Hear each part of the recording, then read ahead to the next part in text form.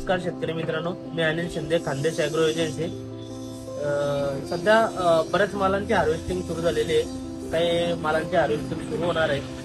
बऱ्याच शेतकरी मित्रांचे फोन येतात की हार्वेस्टिंग वाल्यांचे नंबर द्या, एक्सपोर्ट वाल्यांचे नंबर द्या।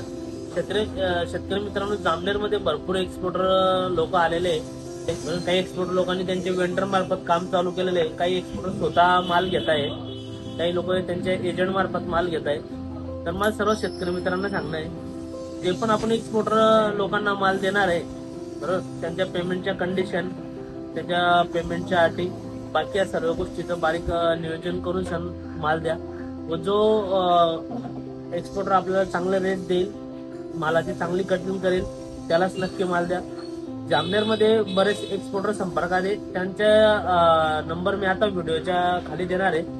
बऱ्यापैकी डायरेक्ट एक्सपोर्टर लोकांचे मालक लोकांचे नंबर आहे, बरं, त्यांनी फोन उचलल्यानंतर त्यांच्या एम्प्लॉईचे नंबर घ्या, ते तुमच्या मळ्यापर्यंत येतील व नंतर रेट ठरवले जातील।